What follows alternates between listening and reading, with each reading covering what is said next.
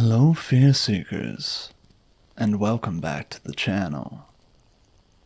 Today, we're going to be diving into some disturbing, allegedly true, cryptid horror stories. Now, it is a dream of mine to read subscriber horror stories someday. With that in mind, I'd ask that you subscribe to the channel and like the video so we can make that happen together. If you have any scary stories you'd like to share, check out the links in the description. I would be honored to read them.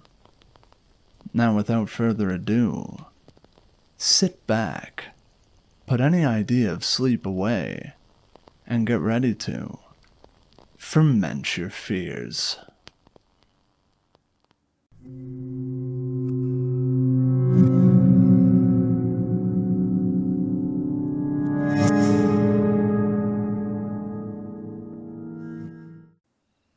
Before I tell you what happened that night, let me tell you who I am and when this happened.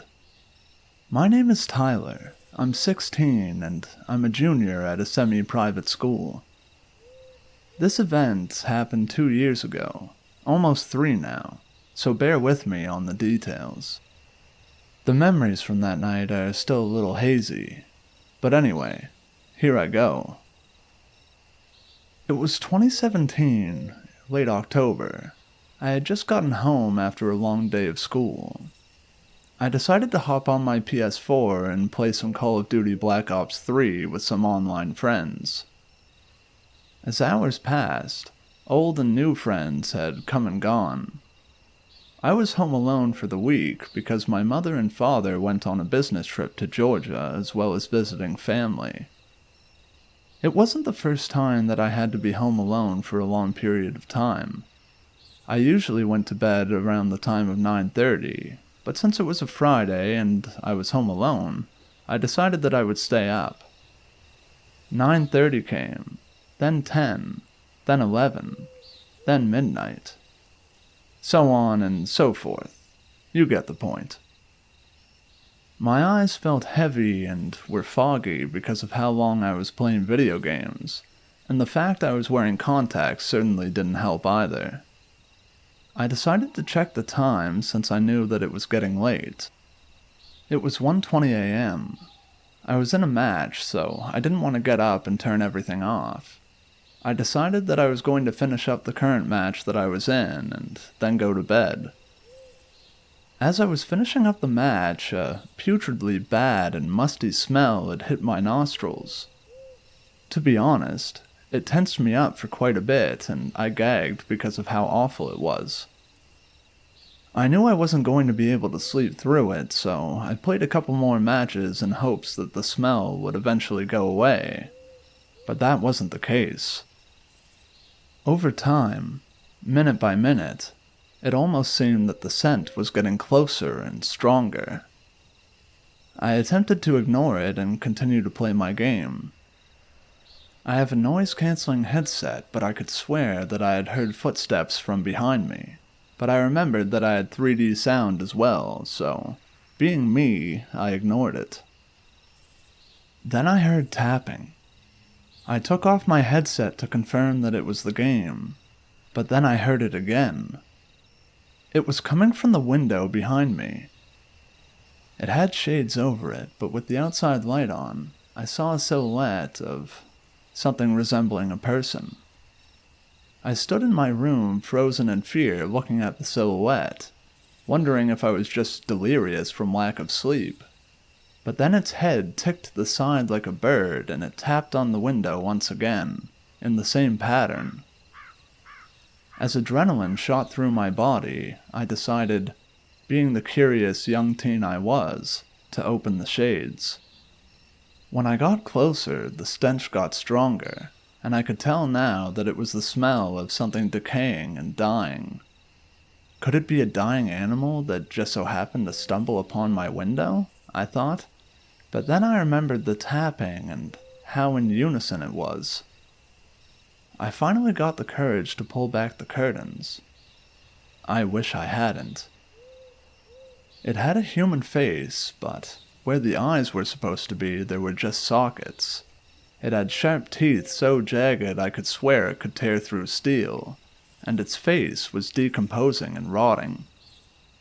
It looked like it had been dead for a long time. I stood back from where I had opened the window shades in fear. I couldn't take my eyes off of this thing. I didn't know if it was looking at me or not because of its empty, soulless eye sockets. Then, it tilted its head with a sharp movement that startled me and I screamed. It took off with so much speed and went back into the woods. When it got up, I saw its body, how contorted it was and how awkward it moved. I couldn't sleep for the rest of the night, for weeks even. I haven't seen the thing since that day. I am only sharing this now because in class a couple of weeks ago, we learned about Native American cryptids and the skinwalker fit the description well. The only thing off is that it usually takes the form of things that it has killed. My question is, who was the person it killed to take their form? I just hope that that's the only time I see that thing, because who knows what it might do if we cross paths again.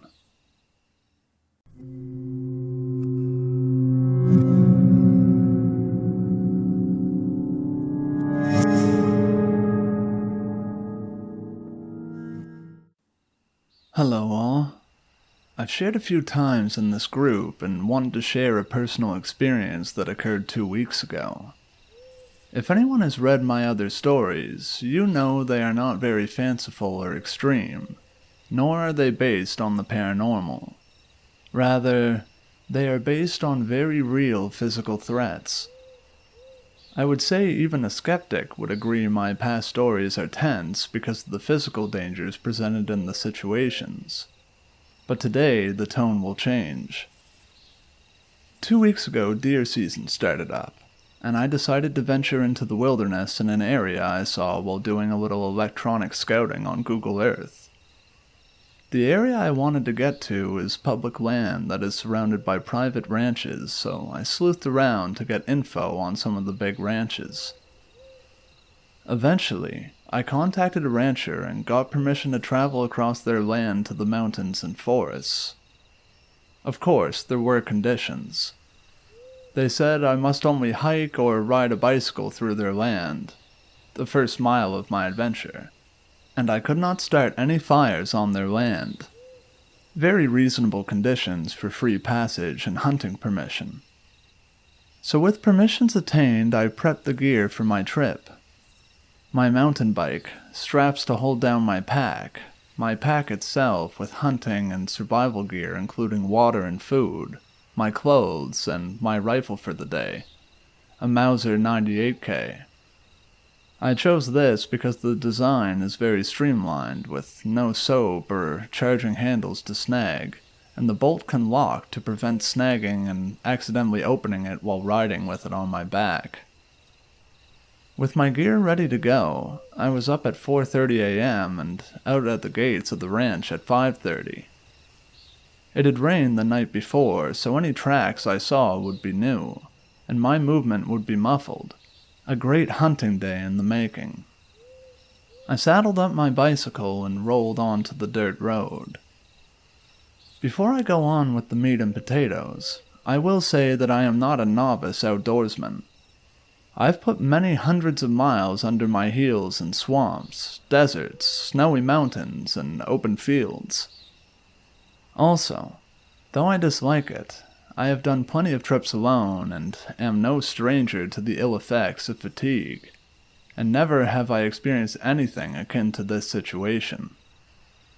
I say this beforehand, as I am sure these questions/doubts will arrive in your mind later. The first mile I rode on a well-traveled dirt road, passing through open pasture with plenty of grazing cattle on the hillsides and upon the plains, going gently at an incline to the foothills at the base of the mountains. Once at the foothills, there was a fork in the road. One path was going steeply off to the right and on top of a hill which evolved into a ridgeline, and the other path gently inclined to the left and into a tight slot canyon. My intuition told me to go left since the canyon floor had probably been leveled by years of water travel and floods, making it a smooth and simple ride. Boy, was I wrong. The canyon was overgrown in many places, with groves of aspens and rabbit brush. Sometimes the aspens were so thick in the tight confines of the canyon that they blocked the sky. In the tight turns of the canyon, sediments piled up into small but very steep muddy hills. In 2 spots, the canyon opened up into larger clearings about 1.5 acres in size. It was in these spots I found a few cattle resting and grazing. My approach was so silent that I rode right up on the cows without their noticing, and they broke into a panic for a few seconds before realizing I was no threat. It was at the end of the second clearing/open area that I came to a spot I would call the Straits. Massive cliffs from both sides of the canyon lowered and then converged to a bottleneck that was only some 20 feet wide. As I approached the Straits, I was impressed by the geological formation and took a picture a ways off. When I got to the mouth of the Straits, I had my first moment of distress, let's call it. Almost as if I had crossed a threshold of some kind. When I went one step through the Straits, a massive, sudden gust of wind blew, knocking me off balance. At the time, I was surprised and taken aback. For a moment, I felt like someone was slamming a door in my face, as if it was done intentionally to make me feel unwelcome. After the surprise faded, I thought that a gust from a mountainside pressure system must have blown through the canyon and been amplified by the sudden bottleneck where I stood. Just coincidental timing. The original thought faded entirely, and I didn't even reflect on it till the next day. I was out deer hunting, and that was at the front of my mind. As I went through the final stretch of the Swat Canyon, the sky darkened, and the wind increased, blowing into my face. Again, just a storm rolling in, which I was ready for, and welcomed. I was downwind, so the deer would never smell me coming. I hit the end of the trail at a third, very large opening and pasture where 6 cows were grazing. To my right was a large uphill canyon cutting off to the south from the east to west Swat Canyon I had been riding in on. There I planned to ditch my bike and hike up the steep ridges and mountainside on foot, looking into the canyon below for deer, while also scanning the slopes. This area of the forest and mountains was far from any sign of roads or humans, other than the horse trail cutting through the canyon I had rode in through, obviously used by cowpokes to herd the cattle in and out. I hid my bike and took off on foot. In the next several hours I did my hunting and scouting. I saw plenty of tracks and fresh scat. I even followed the tracks to a bedding ground in a perfect kill zone. But by the time I found this spot, the day had grown late. I had put in some 3 miles of intense biking and another 3 of extremely arduous hiking on nearly vertical slopes with my gear. Also, frost had come in a few hours before and was freezing the moisture of my breath onto my beard and mustache, and I did not want to risk getting stuck in a storm. Besides, no deer were out in that weather, and there was no way I'd be packing a carcass out in my exhausted state. I sat on a ridge, ate some food, and stood up to leave. As I did, I slipped in the loose rocks atop the canyon wall, and almost went head over heels to my demise. Luckily, I righted myself and fell into the slope, and used the rocks to break my fall. I looked down to check my footing and saw a familiar shape between the weathered rocks, a straight-walled cartridge casing. I picked it up and pocketed it. Most old straight-walled cartridges fell out of use by the early 1900s, so I knew it was an antique. When I got home and cleaned it up, I saw it to be a 3855 manufactured in the 1880s or 90s, it would seem. After the discovery, I began my trip back to the bike. About halfway back to my bike, I began to get a creeping suspicion that I was being watched. I had no reason to feel that way. I heard no noises, nor saw anything alarming, but a feeling of paranoia began to invade my mind in a subtle fashion. It was so subtle that I had hardly noticed. When I reached my bike, I felt distress at the fact I had to resituate my pack and strap it down before I could ride. I questioned myself and literally paused and mentally asked myself, "Why are you so upset, man?"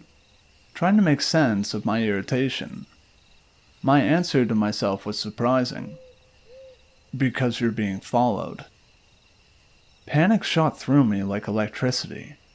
Before I knew what I was doing, I instinctively snatched my rifle from the tree I had leaned it upon, flicked off safety, and scanned all 360 degrees around me. Nothing was there at all, but I couldn't shake the feeling. In fact, the feeling evolved, and I began to feel dread.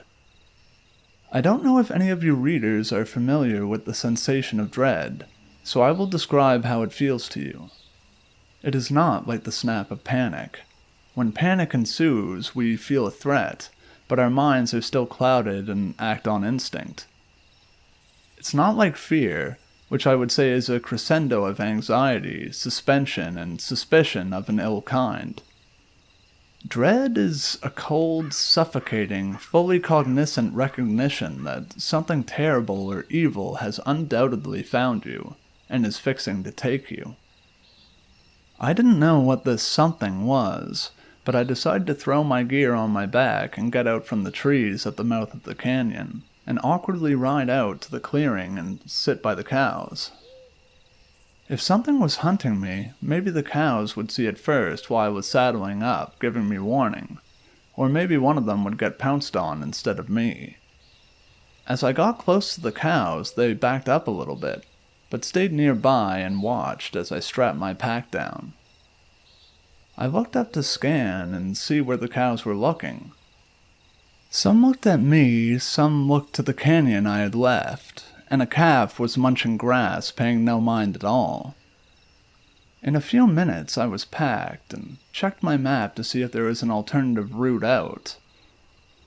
My instincts told me that going back the way I came would not be a good choice. Sure enough, the path I had chosen against earlier in the day, the fork to the right, led over and around to the same clearing I was in. This new path was longer though, and I would have to climb to the summit of a steep and large hill first.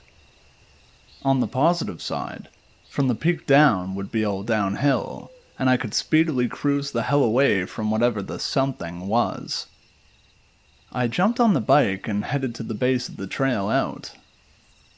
As I drew nearer, I saw I had to pass into another thick, mile-long aspen forest before reaching the bald peak. I didn't like that at all, but my mind told me it was the best option. The hill was steep and muddy. The air was freezing and dry, but the ground was wet. My muscles were burning like hell as I pushed my bike up the slope and slipped in the mud. 2 steps forward, 1 step back, literally. After only a few minutes, my lungs began to burn as well, both from the exertion and the cold air I was sucking in, like bellows trying to power a forge. My mind burned as well. This was no longer a deer hunt. This was an escape.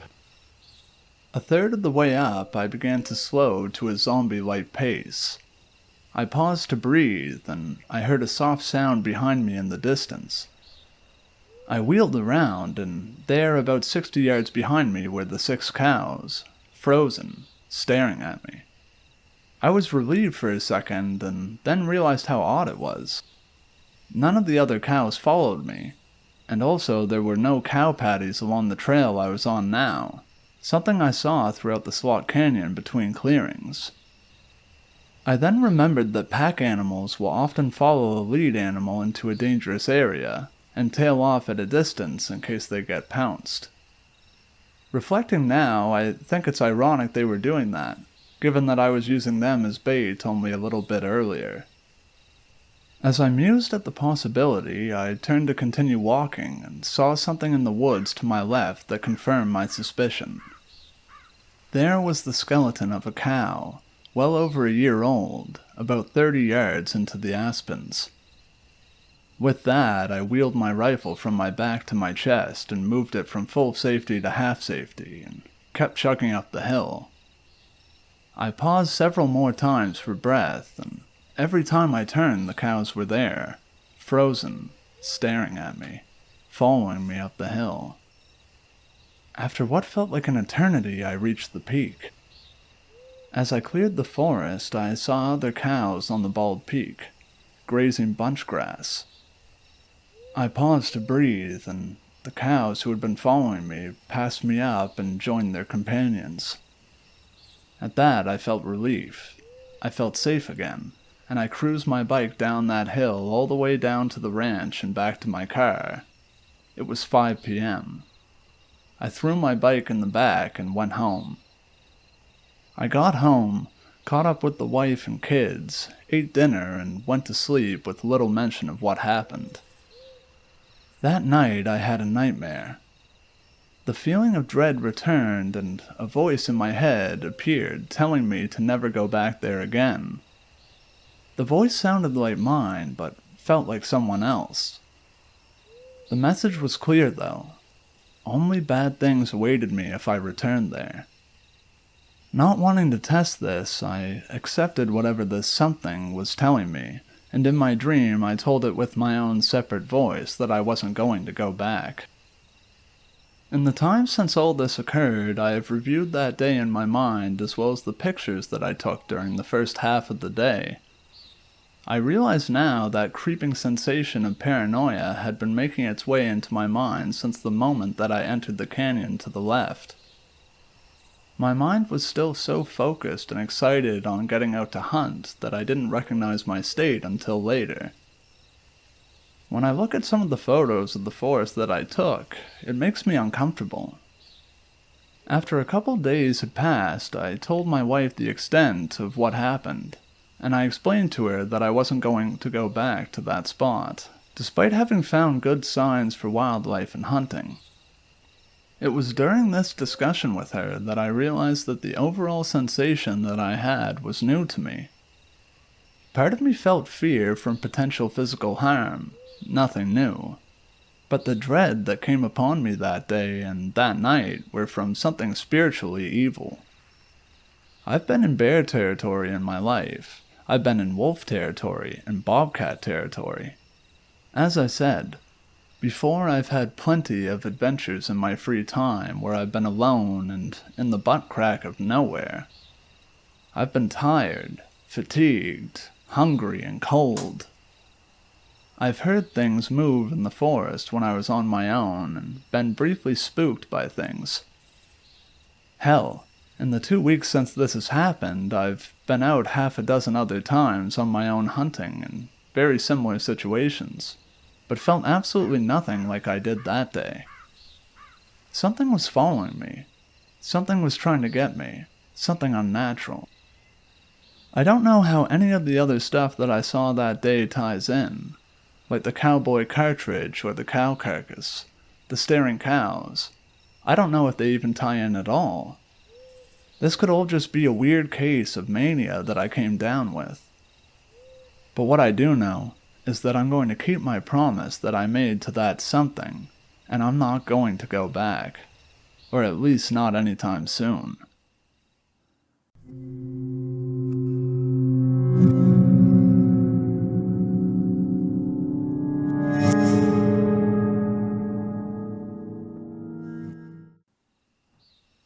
The first thing that I would like to say is I don't know what I saw that night.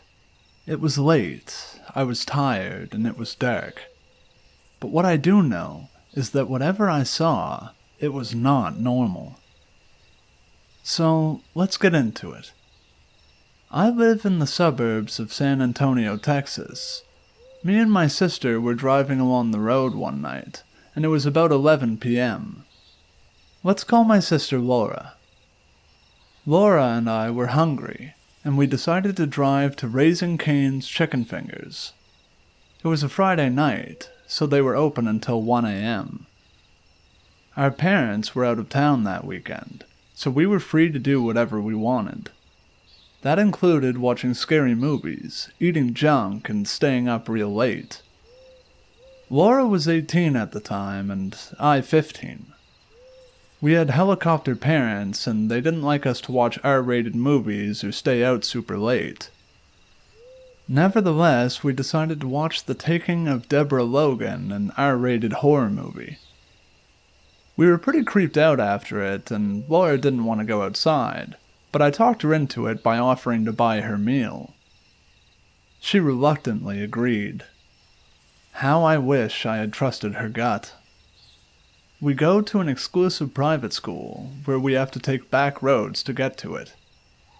It was very windy, forested, and with few houses spread apart. After about 10 minutes of driving, we turned onto about the fourth turn, where it was the darkest. We weren't listening to the radio because we hated it, and there was a blip in the conversation. Our headlights illuminated a small herd of deer in the tall grass. At first, we thought nothing of it. There were a lot of deer near us, and it was pretty frequent to see some deer after dark. However, as I looked a little closer, I saw something a little strange. I told Laura to slow down so I could get a better look, and what I saw about one of them scared the living daylights out of me. One of the deer appeared to have its skin falling off, and the skin that was still on had black bubbles on it. Its legs also looked broken, like it had 2 knees on every leg. I looked at Laura, who had stopped the car, and her eyes looked glazed, and her mouth was wide open. When I looked back at the deer, it had its head cocked to one side, then started to slowly smile at me. It was very unnatural. Have you ever seen a dog look at you like it was smiling? It looked nothing, and I mean nothing, like that. There are no words to describe it. I just knew it wasn't normal. My body was frozen at this point, and I didn't dare to turn away from it and look at Laura. After about 20 seconds of it just smiling at us, it began to slowly walk towards our car. 30 feet, 20, 15, then 10. Suddenly, something roared to life in me, and I screamed at Laura to floor it. There was no response. I turned and slapped her in the face.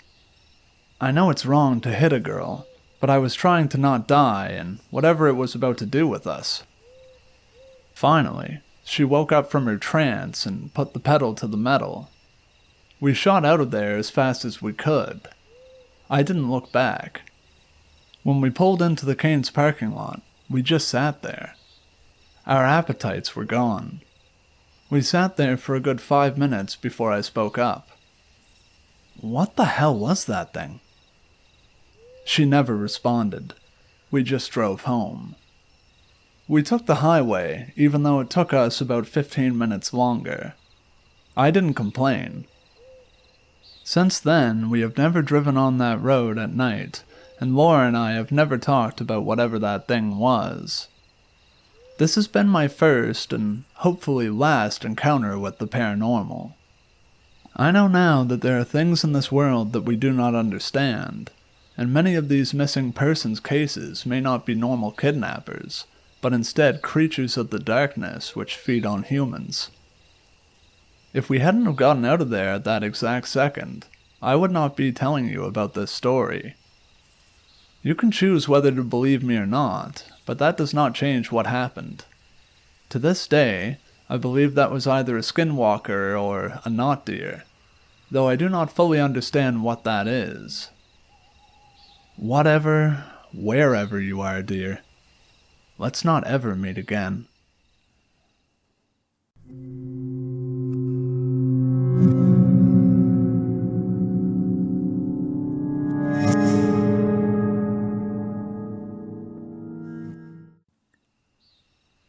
I was living in a rural area in Oklahoma with my mother at a small lake house, and I was probably 10 to 11 at the time. One night I'm sleeping in my room when I randomly and abruptly wake up for no reason. This was not normal for me, and I felt very uneasy. The only sound I could hear was my mother snoring in the next room on the couch. I rolled over and tried to go back to sleep, but my need to use the bathroom was growing more urgent, so I grudgingly forced myself to head that way. The bathroom is on the other side of the house, around a corner and past the kitchen, and finally down a long hallway on the right. So after I made the trip and finished my business, I flipped off the light switch and started heading back to bed. That's when I heard the distinct click of the light switch, and I saw the glow of the bathroom light in the hallway. Terrified, I slowly turned around just to witness the light in the bathroom start clicking on and off. Click, click, click, click, click. Finally, it shut off completely. In the dark of the hallway, my eyes began to make out a white shape near the end of the hall. It was around my size and crouched to the floor.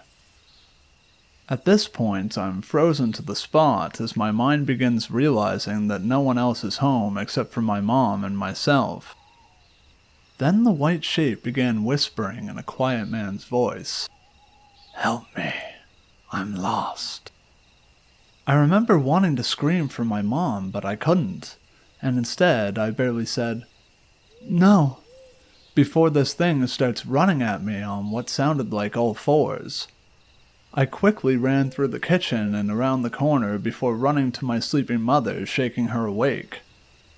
I remember saying, it's coming," and my mother's eyes going from dazed to alert in an instant. She asked me what was going on, and I saw her eyes look over my shoulder before she screamed. Remembering her scream still makes my blood run cold. Never had I heard pure terror like that in my life, even to this day. She grabs me by the arms and pulls me into my room and slams the door. She holds me in her arms with her back pressed against the door as we listen. It sounded like this thing was running around in circles in the kitchen. We could hear hands and feet slapping against the tile. The kitchen had a sliding glass door to the outside, which sounded like it was thrown open then slammed shut. We sat there horrified until daybreak. I was sent to my grandmother's in the next town for a while after that, and never set foot in that house again. Years later, my mother said she went walking around the property after the incident and came across a small burial site with 3 headstones that each belonged to children from the early 1900s. It freaks me out because what I heard that night was a man's voice, but it was so unnatural. My mom still will not tell me what she saw behind me, and what it was that made her scream. She tells me she's afraid it will know we're talking about it, and it will come back. This is the first of many weird things that have happened in my life.